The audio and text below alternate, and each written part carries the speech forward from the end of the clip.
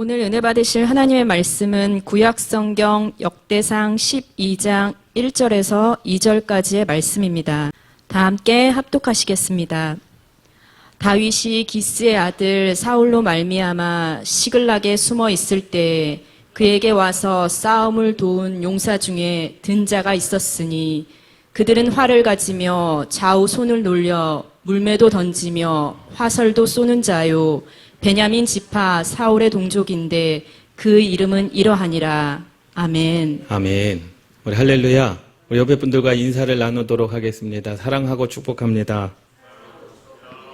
당신이 있어 행복합니다.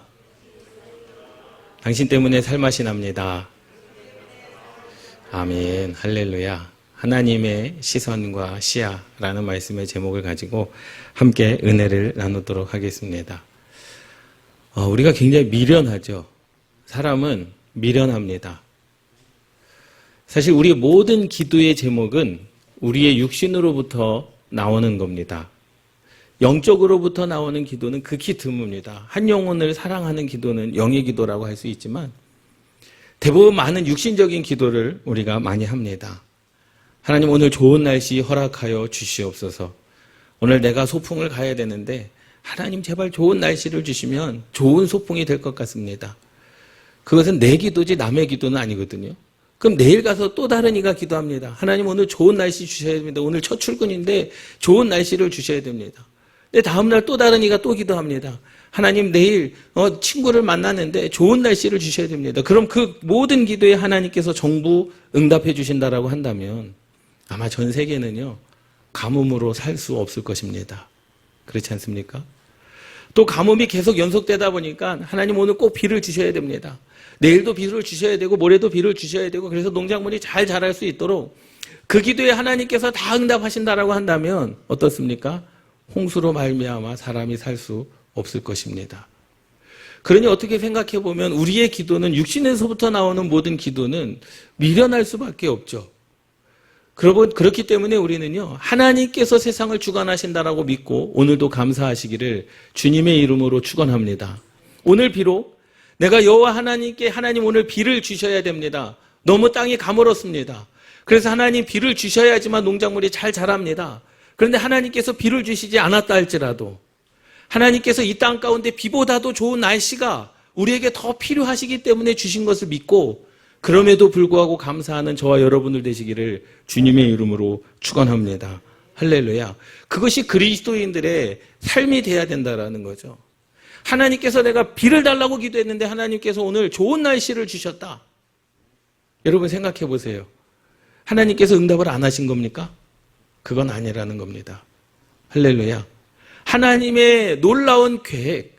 그래서 우리는 꼭 이런 것이 필요합니다. 하나님의 시선이 지금 어디를 향하고 있는지 우리는 알아야 됩니다. 그리고 우리는 하나님의 시야를 가지고 세상을 바라봐야 되는 줄 믿습니다. 시선은요, 방향을 이야기하는 거예요. 여러분 시선을 집중해 주십시오. 그건 뭐예요? 앞에 있는 사람을 보라는 거죠. 주목하십시오. 이것이 시선입니다. 시야는 거리를 나가는 거예요. 내가 시야. 여러분들이 눈을 보면은요, 이렇게 양옆이 보이지 않습니까? 그것을 각도를 이야기하는 거예요. 멀리 볼 수 있는 시야를 가졌느냐라는 거죠. 그러니까 하나님께서 지금 어디를 향하고 있는가? 하나님의 시선, 지금 어디를 향하고 있는가? 또 하나님의 시야, 우리가 보지 못하는 분명한 하나님의 나라를 하나님께서는 계획하고 나아가시는 줄 믿습니다. 나도 알지는 못하는 내 인생을 여호와 하나님께서 계획하신다. 얼마나 놀랍습니까? 그렇지 않습니까? 내가 보지 못하는 이 나라, 이 민족의 일들을 하나님께서 보고 계시기 때문에 하나님께서 계획하시는 거 아니겠습니까? 그렇기 때문에 오늘 내 삶 가운데 주어지는 모든 일도 하나님께서 주관하신 것이라고 한다면 우리는 그 일에 감사해야 되는 줄 믿습니다. 세상 사람들이 볼 수 없는 시야를 우리가 가져야 되는 거죠. 세상 사람들이 보지 못하는 시선을 우리가 하나님께 드려야 되는 줄 믿습니다. 그렇기 때문에 오늘도 혹 내가 하나님께 비를 달라고 기도하였지만 하나님께서 좋은 날씨를 허락해 주셨다 할지라도 그것은 내 기도에 응답하시는 것이 내 기도에 응답을 안 하시는 것이 아니라 좋은 것으로 주시기 위한 하나님의 방법, 하나님의 계획임을 알고 그럼에도 불구하고 감사하는 저와 여러분들의 신앙이 되기를 주님의 이름으로 축원합니다. 하나님께서 이 땅 가운데 물로 심판하실 때 노아에게 방주를 짓게 하시지 않았습니까? 그런데 그 방주 안에는 키가 없었습니다. 내가 방향을 틀 수가 없는 거예요. 그냥 그 물에 방주가 맡겨진 것이죠. 그리고 그 방주를 누가 인도하십니까? 여호와 하나님께서 구원으로 인도하신 줄 믿습니다. 모세의 어머니가 갈대 상자를 만들고 그 안에 모세를 놓고 그냥 흘려보냅니다. 라헬강에 그냥 흘려보냅니다. 그런데 그 흘려보냈던 그 갈대 상자를 누가? 여호와 하나님께서 누구에게? 바로의 딸 공주에게 그 모세를 인도해 가시지 않습니까? 여러분, 우리의 삶은 그런 주권이 필요한 줄 믿습니다. 내 삶을 내가 주관하기보다 하나님께서 내 삶을 이끌어가는 그 삶을 여러분 하나님께 드려보십시오. 놀라운 역사, 놀라운 은혜가 임할 줄 믿습니다. 2012년도에 20년 전이죠. 맞나요? 10년 전이군요. 예. 10년 전에 그러한 말이 유행했습니다. 모두 맞는 명언이라는 제목으로 인터넷에서 화제를 모았던 그들만의 명언이 있어요. 그 명언은 뭐냐면 이런 겁니다. 가는 말이 고우면 사람을 얕본다. 예, 원래 속담은 가는 말이 고와야 오는 말이 곱다 아니겠습니까? 그런데 가는 말이 고우면 나를 뭘로 알아요? 예, 혹으로 알아요. 여러분들은 못 당해 보셔서 모르지만 가는 말이 고우면 나를 얕본다는 거죠. 동정할 거면 돈으로 달라. 즐길 수 없으면 피해라. 일찍 나는 새가 더 피곤하다. 늦었다고 할 때가 가장 늦은 거다. 고생 끝에 골병 난다. 티끌 모아봐야 티끌이다. 왜 이런 내용들이 정말로 그런데 이 하나하나의 그 내용들이요. 공감할 수밖에 없는 내용 아니겠습니까? 티끌을 모아봐야 티끌이다. 얼마나 현실적인 겁니까? 금수저로 태어난 아이들은요. 모으지 않아도 그냥 있는 거 아니겠습니까? 아무리 우리가 죽을 때까지 내가 일평생 10원 한 장 안 쓰고 모은다 할지라도요. 금수저를 갖고 태어난 이들을 따라갈 수가 없습니다. 그러니 젊은 아이들에게 이것이 얼마나 큰 좌절이겠느냐라는 거예요. 고생 끝에 골병 난다. 고생하면 고생 끝에 낙이 온다라는 그런 말이지만 정말로 고생하면 여러분 인생의 끝에 가면 너무나 힘들지 않습니까? 고생 끝에 골병이 나는 그러한 내용들. 선하게 살려고 잘 살아보려고 힘써보지만 세상이 그런 자를 그냥 쉽게 내버려 두지 않습니다. 그리고 세상이 그렇게 호락호락하지 않습니다. 나는 최선을 다해서 살아본다 하지만 나는 선한 영향력을 끼치기 위해서 살아본다 하지만 그리고 나는 남에게 악한 행동을 하지 아니고 피해를 주지 않기 위해서 그리고 좋은 일을 하기 위해서 산다고 하지만 그러한 자들이 항상 잘 되는 것은 아니라는 사실이에요. 아무리 티끌을 모아봐야 티끌되고 즐길 수 없으면 피해야 되고 가는 말이 고우면 그 사람을 혹으로 알고 막대하는 그러한 사회 현상을 두고 빗댄 말 아니겠습니까? 또 한번 생각해 보세요. 인생을 살아가면서 그러면 안 되겠지만 여러분들이 사업을 하면서 인간관계 속에서 정말로 죽이고 싶은 사람이 있을 겁니다. 옆에 분들 보지 마시고. 예? 정말로 나를 힘들게 하는 사람이 있어요. 인간관계 속에서 직장생활 속에서 사업을 하면서 사람을 만나면서 저 사람이 없으면 참 좋겠다라고 하는 그러한 사람들이 분명히 있을 것입니다. 직장에서도 나를 험담하고 남에게 나를 나쁘게 이야기하는 사람, 관계 속에서 어려움을 주는 사람들이 분명히 있습니다. 항상 나를 시기하고 질투하고 내가 잘 되는 것을 보기 싫어해서 항상 나를 공격하고 나의 어떠한 잘못된 것을 잡아가지고 나를 넘어뜨리려고 하는 그러한 이들이 분명히 있을 것입니다. 그럴 때 우리는 어떠한 마음을 갖고 있습니까?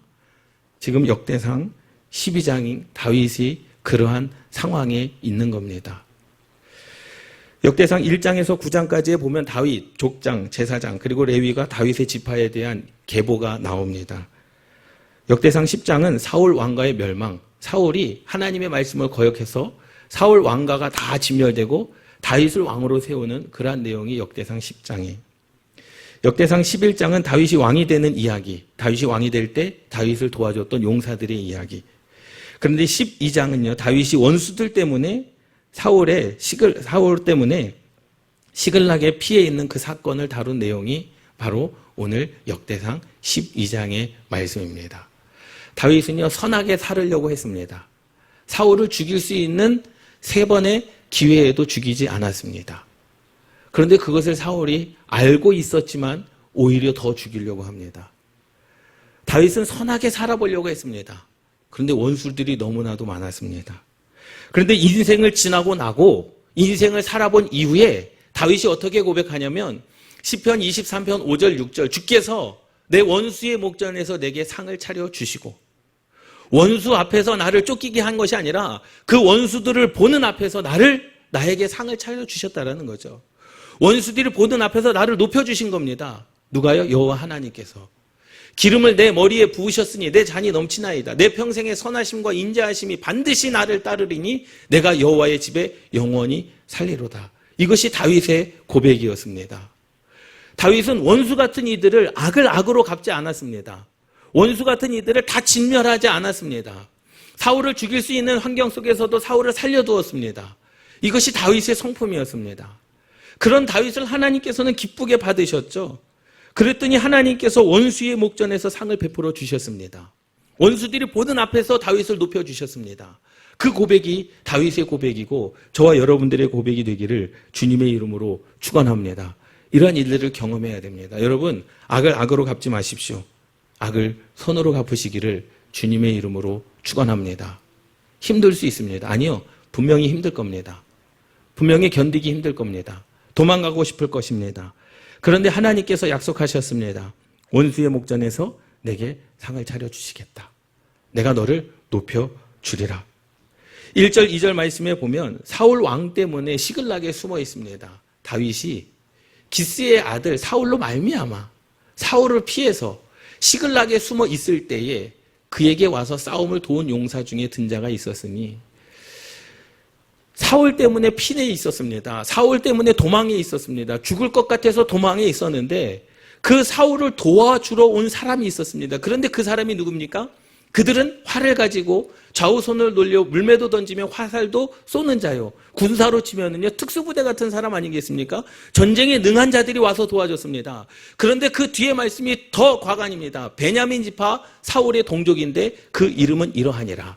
그래서 베냐민 지파의 이름들이 3절부터 기록되어져 있습니다. 여러분 보십시오. 베냐민 지파는 사울의 동족입니다.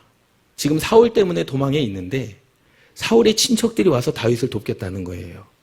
말이 됩니까? 이것이 하나님의 은혜입니다. 다윗은 사울 때문에 너무나 가슴이 아파요. 사울 때문에 지금 도망친 거예요. 사울 때문에 지금 숨어 있는 겁니다. 그런데 그 다윗을 도와주기 위하여 그 사울의 친척들이 베냐민 지파 사울의 동족인데 그들이 다윗을 돕기 위하여 왔다라는 사실입니다. 할렐루야. 여러분, 사울 때문에 힘들어하는 그 상황에 도와주러 온 자들이 사울의 친척들이었습니다. 이해가 되지 않습니다. 사울을 도와야 되는 거 아닙니까? 사울도 베냐민 출신이었는데 그 베냐민 출신 후손들이 사울 왕을 돕는 것이 아니라 다윗을 도왔습니다. 그들도 알았거든요. 왜요? 하나님께서 사울과 함께 있는 것이 아니라 누구와 함께 있었습니까? 다윗과 함께 있었던 것을 베냐민 지파 사람들이 알고 있었습니다. 하나님의 영이 사울을 떠나 다윗에게 임했던 것을 그들이 알고 있었다라는 거죠. 그래서 베냐민 지파 사울의 동족들은 하나님의 시야를 가지고 하나님의 시선으로 누구를 바라보기 시작합니까? 다윗을 바라보기 시작합니다. 다윗의 선함을 보기 시작했습니다. 사울의 악함을 보이기 시작했다라는 거죠. 그때부터 아무리 내 동족이라 하지만 아무리 내 친척이지만 사울보다 누구에게 시선이 가는 겁니까? 다윗에게 시선이 가고 있음을 믿습니다. 때로는 우리가 분명히 그렇습니다. 베냐민 지파 시므이도 마찬가지죠. 사무엘 하의 말씀에 보면 다윗이 왕이었을 때 아들 압살롬으로 말미암아 도망갈 때가 있었습니다. 그때에 베냐민 지파의 시므온이 사울의 친척이 시므이가 그 다윗을 욕합니다. 저주합니다. 쌤통이다. 사울 왕의 자리를 빼앗고 너가 지금 아들로 말미암아 도망치는구나. 쌤통이다. 하나님께서 너도 버리실 것이고 압살롬도 버리셔서 이제 베냐민 지파의 사울의 후손으로 말미암아 왕을 세울 것이다. 다윗을 아주 모욕적인 말로 저주를 합니다. 그때 다윗 옆에 있던 요압이 그렇게 이야기하죠. 왕이요, 저자를 죽이겠습니다. 그랬더니 다윗이 그렇게 이야기합니다. 아니다. 그냥 내버려 두라는 거예요. 그를 통해서 내게 하나님께서 하실 말씀이 있을 것이다. 그리고 그 저주를 그냥 받고 도망칩니다. 그리고 결국에는 다윗이 다시 왕으로 복귀되지 않습니까? 돌아올 때 시므이를 다시 한번 또 만납니다. 그때 시므이가 다윗 왕에 엎드려서 사죄를 구합니다. 잘못했습니다. 제발 살려주십시오. 그때 다윗이 뭐라고 이야기합니까? 나는 너를 벌써 용서했다는 거죠. 나는 너를 해할 능력도 없고 용서할 능력도 없다. 하나님께서 갚아주실 것이다라고 그렇게 이야기를 합니다. 여러분, 악을 악으로 갚지 마십시오. 우리가 때로는 그렇습니다. 원수 때문에 힘들 때가 분명히 있어요. 사람 때문에 힘들 때가 분명히 있습니다. 나는 잘못한 것이 없어요. 그런데 그가 나를 향하여 시기하고 질투할 때 괜히 그 사람 때문에 내가 어려워질 때가 분명히 있습니다. 원수를 제거하고 싶습니다. 그 사람이 회사를 간뒀으면 좋겠고 그 사람이 내 눈에 안 보였으면 좋겠을 때가 분명히 있습니다. 그런데 하나님은 그 원수를 통해 도와줄 자를 보내주시는 줄 믿습니다. 때때로 이 다윗의 상황처럼 사울의 일가 친척들이 사울을 도와주는 게 아니라 다윗을 도와주러 왔다라는 거죠. 사실 그렇게 보면 원수 중에 사실은 내 편이 있는 줄 믿습니다. 할렐루야. 원수 중에 내 편이 있다라는 거예요. 원수들 중에 나를 돕는 자가 분명히 있다라는 겁니다. 아까 2절 말씀에 어떻게 말씀하고 있습니까? 그들은 활을 가지며 좌우 손을 돌려 물매도 던지며. 이미 베냐민 지파의 사람들은요, 다윗이 누구인지를 분명하게 알고 있었습니다. 물매는 뭡니까? 다윗이 골리앗과의 싸움에서 사용했던 무기였거든요. 그들은 활을 쏘는 자였습니다. 그들은 칼을 사용하는 자들이었습니다. 굳이 물매를 사용하지 않아도 될 그 베냐민 지파가 다윗과 골리앗의 싸움에서 다윗이 여호와의 하나님의 이름으로 골리앗을 이긴 그 즉시 그 후부터 베냐민 지파는 이제 다윗이 사용했던 물매를 사용하기 시작했다라는 거죠. 이미 베냐민 지파는요, 하나님께서 다윗과 함께 하신다는 그 사실을 알고 있었던 지파였다라는 사실입니다. 그것이 은혜 아니겠습니까? 이미 베냐민 지파 사람들은요, 사울 왕도 존경했지만 다윗을 존경했던 사람들이었습니다. 그러나 지금 이 역대상 12장의 상황에서는 그들도 알고 있었습니다. 사울이 잘못했고 다윗이 지금 잘하고 있구나. 그렇기 때문에 자기의 동족을 버리고 누구에게? 다윗에게 도움을 주고자 찾아왔다라는 사실이죠. 인생을 살아가면서 우리도 마찬가지입니다. 원수 때문에 쫓겨날 때가 있지 않습니까? 원수 때문에 비참할 때가 있습니다. 하나님은 때때로 그러한 자들을 통하여 우리를 도와주시는 줄 믿습니다. 생각해 보세요. 저 사람은 전혀 나를 도와줄 것 같지 않은 사람이에요. 그런데 흔쾌히 도와주겠다라는 거죠. 나는 그 사람을 한 번도 생각해 보지 않았습니다. 원수는 아니지만 나와 정말로 관계없는 사람이지만 그 사람을 통해서 하나님께서 나를 원수의 목전에서 상을 차려주시고 그 사람을 통해서 하나님께서 나를 원수의 목전에서 나를 높여주시는 하나님의 그 계획하심, 그 하나님의 시야를 갖는 저와 여러분들 되시기를 주님의 이름으로 축원합니다. 하나님의 나라 안에는요, 적군이 없습니다. 하나님의 나라 안에는 흑백 논리가 없는 거죠. 다 하나님의 자녀들이고 다 한 형제요 자매인 줄 믿습니다. 마태복음 18장 21절 22절 말씀에 보면 베드로가 예수님에게 이렇게 묻는 거예요. 그때 베드로가 나와 이르되 주여 형제가 내게 죄를 범하면 몇 번이나 용서하여 주리이까? 7번까지 하오리이까? 지금 베드로는요, 예수님께 칭찬받기를 원했어요. 7번 용서해 주면 되는구나. 왜? 7번이 완전수거든요. 그 예수님께 칭찬받기로 했습니다. 그런데 예수님께서 뭐라고 말씀하십니까? 예수께서 이르시되 내게 이르노니 7번뿐 아니라 7번을 70번까지라도 할지니라. 그래서 뭐예요? 죽기까지 용서하라는 겁니다. 악을 악으로 갚지 말고 용서하라는 거예요. 내게 피해를 주고 나를 아프게 하는 사람들을 용서해 주라는 겁니다. 우리 옆에 분들과 인사를 하도록 하겠습니다. 그게 그렇게 쉬운 일이 아닙니다. 그게 그렇게 쉬운 일이 아니죠. 그렇지 않습니까? 나를 죽이려고 하는 사람을 용서하는 거 쉬운 일입니까? 그것도 눈을 불에 켜고 그 왕의 군대들을 다 지원해가지고 다윗을 죽이려고 하는데 그 사울을 용서하는 그 마음. 여러분, 우리 다윗의 인생은요, 참 비참한 인생을 살았습니다. 위대한 왕이었지만 예수 그리스도가 나게 하시는 거룩한 통로였지만 비참한 인생을 살아가지 않습니까?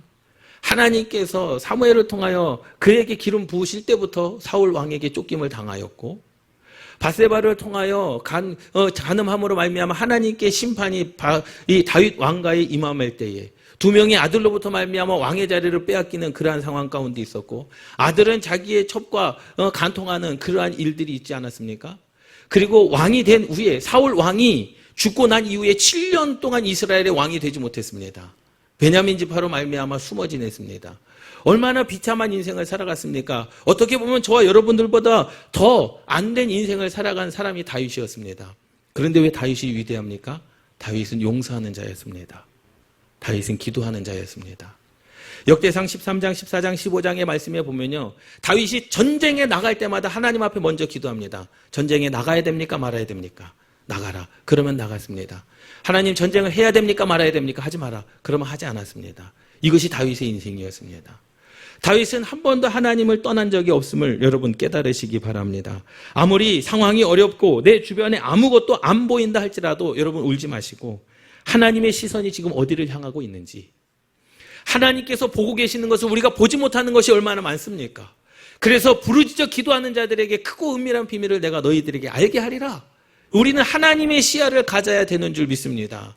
지금 힘들 수 있습니다. 어려울 수 있습니다. 힘들지 않다라는 게 아닙니다. 어려움이 없다라는 게 아니에요. 그러한 상황 가운데서도 우리는 세상과 다르게, 세상 사람들과 다르게 하나님을 원망하는 것이 아니라 하나님께서 지금 어디를 향하고 계시는지, 하나님께서 지금 무엇을 보고 계시는지 우리가 그것을 찾자라는 거죠.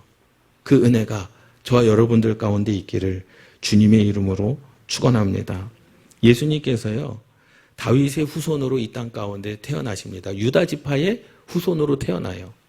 근데 예수님께서 사역하실 때 죽은 자를 살리시고 병든 자를 고치시고 천국 복음을 전하실 때요, 예수님을 방해한 이들이 있었습니다. 바리새인입니다. 바리새인. 이 바리새인들이 예수님을 아주 꼬투리를 잡아가지고 죽이려고, 예수님이 메시아가 아님을 잡으려고 그 바리새인들이 예수님을 쫓아다니면서 방해했습니다. 그 바리새인들이 바로 베냐민 지파의 후손이었습니다. 사울의 후손이었다라는 거죠. 예수님의 십자가의 길을 방해한 자들이 바로 바리새인이었습니다. 초대교회 역사 가운데요, 사도들이요, 예수님의 제자들이요, 복음을 전하지 않습니까? 로마에 가서도 복음을 전하고 여기서도 복음을 전할 그때에 사울이 예수 그리스도를 믿는 자들을 다 잡아다가 죽입니다. 그런데 사울이 누구였습니까? 베냐민 지파 중에 베냐민이었습니다. 사울의 후손이었어요. 그런데 보세요. 그가 성령에 임재하신 후에 뭐가 됩니까? 초대교회 선교의 가장 큰 역할을 하는 그 한 사람이 된 줄 믿습니다. 원수 같았던 그가 성령이 임하고 나니까는요, 그 사도 바울로 말미암아 그 사울이 변하여 바울이 되고, 그 사도 바울로 말미암아 하나님의 역사, 선교의 가장 큰 핵심 인물이 되지 않습니까? 이것이 바로 하나님의 일하심인 줄 믿습니다. 여러분, 원수라고 다 원수가 아닙니다. 원수 가운데도 여러분들을 도와줄 자가 있는 줄 믿습니다. 원수 때문에 마음 아파하지 마십시오. 힘들 수는 있지만 하나님께 기도하십시오. 하나님께서 반드시 여러분들을 원수의 목전에서 상을 차려주실 것이고, 하나님께서 반드시 원수의 목전에서 여러분들을 높여주실 줄 믿습니다. 여러분, 보란듯이 하나님의 사람의 역사를 살아가시기를 주님의 이름으로 축원합니다. 할렐루야. 그 위대한 예수님의 증리로 가장 위대한 사역자가 바로 베냐민 지파 중에 사도 바울, 얼마나 멋있습니까? 그런데 원수 때문에 나머지 모든 사람을 원수로 만들지 말라는 겁니다. 사울 때문에 베냐민 지파까지 원수가 될 이유는 없지 않습니까? 오히려 베냐민 지파가 다윗을 도와주러 왔습니다. 분명한 것은 하나님께서 어떻게 역사하시느냐, 원수가 다 원수가 아니라는 거예요. 원수를 악을 악으로 갚지 말라. 원수들 중에 나를 돕는 자가 분명히 있다라는 거죠. 성령님께서 그렇게 일하시는 줄 믿습니다. 성령님께서 여러분들의 삶 가운데 그렇게 일하시는 줄 믿습니다. 이제까지 여러분들을 힘들게 한 그 사람이 여러분들을 돕는 자가 될 줄 믿습니다. 할렐루야. 아멘. 누구를 생각하십니까? 남편을 생각하십니까? 아내를 생각하십니까? 원수들 중에 분명히 나를 돕는 자가 있습니다. 주님께서 그렇게 말씀하셨어요. 누가복음 6장 28절, 너희를 저주하는 자를 위하여 축복하며 너희를 모욕하는 자를 위하여 기도하라. 이것이 하나님의 시선입니다. 이것이 하나님의 시야입니다. 우리는 이 일을 감당해야 됩니다. 여러분, 저주하는 자를 위하여 똑같이 저주하지 마십시오. 모욕하는 자를 위하여 똑같이 모욕하지 마십시오. 오히려 그들을 위하여 너희들이 축복해줘야 된다라는 거예요. 모욕하는 자를 위하여 기도해라는 겁니다. 이것을 감당하십시오. 이것이 그리스도인이 감당해야 될 사명인 줄 믿습니다. 이것이 정말로 힘든 일이죠. 그런데 이 일을 통하여 하나님께서 역사를 이루어 가시고 정말로 역전 드라마와 같은 일을 하나님께서 이루시겠다라는 거죠. 내가 보지 못하는 곳에서 나를 돕는 자가 있고 내가 볼 수 없는 곳에서 하나님께서 일하신다라는 겁니다. 여러분, 여러분들이 자녀를 위해서 기도하지 않습니까? 1년 365일 자녀에게 붙어 다니면서 자녀를 여러분들이 보호할 수 있다고 생각하십니까? 아닙니다. 집을 떠나는 순간, 집에서 학교를 가는 순간부터 자녀는 우리가 보호할 수 없습니다. 우리가 그 자녀를 책임질 수 없습니다. 누가 책임져 주셔야 됩니까? 여호와 하나님께서 그들 자녀들을 붙잡아 주셔야 되는 줄 믿습니다. 할렐루야. 그래서 기도가 필요한 거예요. 내가 보지 못하는 곳에서 하나님께서 역사하심을 여러분 확실히 믿으시기를 주님의 이름으로 축원합니다. 내가 볼 수 없는 곳에서 나를 위로해 줄 자, 여러분들을 위로해 줄 자가 있음을 믿습니다. 여러분들에게 힘이 되어 줄 자가 있고 여러분들에게 위로해 줄 자가 있는 줄 믿습니다.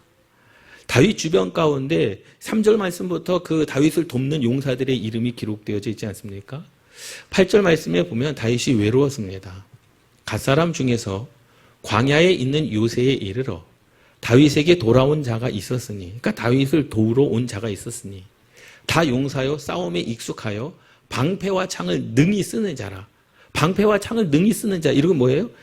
아까도 말씀을 드렸지만 그냥 군사들이 아니라 특수부대와 같은 사람들이었다라는 거죠. 그의 얼굴은 사자 같고 빠르기는 산의 사슴 같으니, 그러니까 전쟁으로 치자면은요, 아주 전쟁에 능통한 자들만 누구에게 온 거예요? 다윗 왕에게 온 겁니다.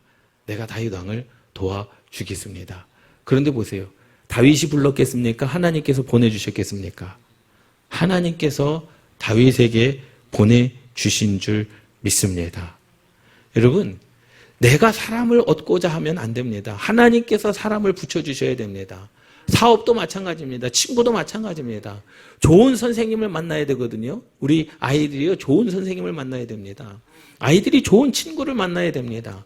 내가 찾아다니면서 야, 너 좋은 사람인지 아닌지 우리가 아이들의 친구들을 다 확인합니까? 아니요. 하나님께서 붙여주시는 거거든요. 할렐루야. 갓사람 중에 광야에 있는 요새에 이르러 다윗에게 돌아온 자가 있었으니 그 돌아온 자는 다 누가 보내주셨다? 하나님께서 보내주신 줄 믿습니다. 그리고 16절 17절에 베냐민과 유다 자손들도 왔습니다. 베냐민과 유다 자손 중에서 요새에 이르러 다윗에게 나오오매 베냐민 지파 유다 자손들도 다윗을 돕고자 나왔습니다. 다윗이 나가서 그들을 맞이합니다. 그런데 다윗은 이미 사람에 대한 상처가 너무나 많았던 사람입니다. 아들에게도 배신당하고 사울 왕에게도 배신당하고 자기의 지파 사람들에게도 배신당하고 베냐민 지파 사람들에게도 배신당한 그 상황 가운데서 다윗이 이야기합니다. 만일 너희가 평화로이 내게 와서 나를 돕고자 하면, 너희들이 정말로 스파이로 온 것이 아니라 나를 돕고자 하면 내 마음이 너희 마음과 하나가 되려니와 우리 함께 하자. 그러나 만일 너희가 나를 속여 내 대적에게, 누구에게? 사울에게 넘겨주고자 하면 내 손에 불의함이 없으니 우리 조상들의 하나님이 감찰하시고 책망하시기를 원하노라 하며. 다윗이 얼마나 상처가 많았습니까? 의심했겠죠. 베냐민 지파 후손들, 사울의 동족들인데 나를 도와준다고? 유다의 자손들, 나를 배신했는데 나를 도와준다고? 의심했겠죠. 그래서 물어보는 겁니다. 너희가 평화로 온 것이냐? 나를 넘겨주러 온 것이냐? 그때 뭐라고 이야기합니까? 평화를 위하여 왔다라는 겁니다. 내가 당신을 사울 왕에게 넘겨주러 온 것이 아니라 우리 베냐민 지파가 당신을 힘들게 했지만, 유다의 자손들이 당신을 속였지만 이제는 그렇지 않습니다. 왜 그들이 그러한 마음을 가졌겠습니까? 왜 그들이 다윗에게 그렇게 모여들었겠습니까? 왜 그들이 다윗이 오라고 하지도 않았는데 굳이 그들이 와서 다윗 왕에게 돕겠다고 이야기했겠습니까?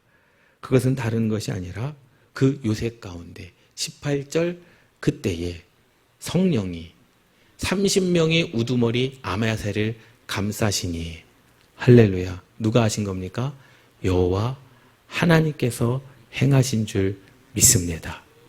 그들의 우두머리 아마새에게 성령이 임하였다라는 거예요. 아마새가 성령이 임하기를 기도한 게 아닙니다. 하나님께서 주권적으로 강권적으로 아마새에게 성령이 임하여 다윗이여 우리가 당신에게 속하겠고 이새의 아들이여 우리가 당신과 함께 있으리니 원하건대 평안하소서. 당신도 평안하고 당신을 돕는 자에게도 평안이 있을지니 우리가 당신을 도우니 하나가 되자. 당신이 평안하면 우리도 평안할 것이다라는 거죠. 이는 당신의 하나님이, 보세요, 얼마나 위대한 고백입니까? 당신의 하나님이 당신을 도우심이니이다 한지라.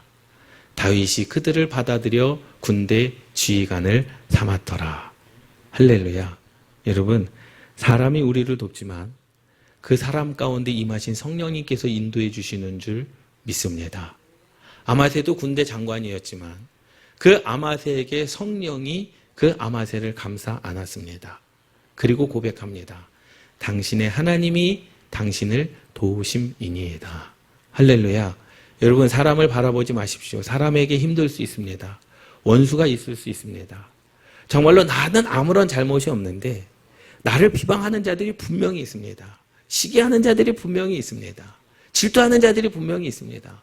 또 그것에 뛰어넘어 원수 같은 자들이 분명히 있습니다. 그러한 사람들 때문에 상처가 될 수도 있습니다. 힘들 수도 있습니다. 여러분, 그러나 그때 기도하십시오. 그 중에서도 나를 돕는 자가 있고 하나님께서 그에게 성령으로 임하면 놀라운 역사, 그들이 내가 부르지 않아도 여호와 하나님께서 원수의 목전에서 나에게 상을 차려주시고 원수의 목전에서 저와 여러분들을 높여주시는 줄 믿습니다. 할렐루야. 그렇게 하나님께서 다윗을 도와주셨다라는 거죠. 다윗이 이러한 일을 생각이라도 했겠습니까? 다윗이 베냐민 지파 사울의 동족이 나를 도와주실 것이다 라고 생각을 했겠습니까? 아니요. 그렇게 믿었던 유다의 지파들도 다윗을 배신하지 않았습니까? 믿었던 사람도 배신하는 이 판국에 원수의 동족들이 나를 돕겠다라고 하는 것, 이것이 바로 하나님의 방법이고 하나님의 시야인 줄 믿습니다. 평안하소서. 당신의 하나님이 당신을 도우시니이다. 아멘. 우리 옆에 사람들을 축복합시다. 하나님이 당신을 도우십니다. 원수의 손에서 당신을 높여주십니다. 분명한 사실은 하나님께서 지금 일하고 계시다라는 거죠. 우리가 볼 수는 없지만 일하고 계십니다. 그렇기에 성령이 감동된, 성령으로 말미암아 감동된 아마새와 같은 사람이 여러분들의 주변에 분명히 있음을 믿습니다. 여러분들을 돕는 자가 분명히 있음을 믿습니다. 여러분들과 함께할 자가 분명히 있음을 믿습니다. 여러분들이 사업이 잘 되게 하고 인간관계가 풍성하게 하는 놀라운 하나님의 역사가 분명히 일어날 수 있음을 믿습니다. 그래서 그 하나님은 어떻게 하십니까? 반드시 원수의 목전에서 저와 여러분들을 높여주십니다. 그러니 아까 말씀처럼 저와 여러분들이 누가복음 6장 28절의 말씀처럼 여러분, 저주하는 자를 위하여 오히려 축복하십시오. 모욕하는 자를 위하여 오히려 기도하십시오. 이것이 하나님의 계획이고 하나님의 시선입니다. 그것이 여러분들의 인생을 역전 드라마로 이끌어갈 하나님의 계획인 줄 믿습니다. 아무리 힘들고 어렵다 할지라도요, 나를 도와주는 자가 없는 것 같은 그러한 삶 속에서도 하나님께서 여러분들의 도움이 되십니다. 주의 지팡이가, 주의 막대기가 나를 안위하시나이다. 이것이 다윗의 고백입니다. 하나님의 시선이 지금 어디를 향하고 있는지, 그리고 우리는 하나님의 시야를 가지고 오늘도 승리하시기를 주님의 이름으로 축원합니다. 오히려 때로는 원수가 있음에 감사하십시오. 왜? 우리가 그를 축복할 수 있기에. 여러분들을 모욕하는 자를 위하여도 감사하십시오. 왜? 우리가 그들을 위하여 기도할 수 있기 때문인 줄 믿습니다. 하나님은 일하시는 분이시고요, 하나님은 우리의 삶 가운데 저와 여러분들을 도와주시는 분이신 줄 믿습니다. 이러한 은혜가 이번 한 주간 여러분들의 삶 가운데 원수가 여러분들을 돕게 되는 놀라운 역사가 임하기를 주님의 이름으로 축원합니다. 기도하시겠습니다.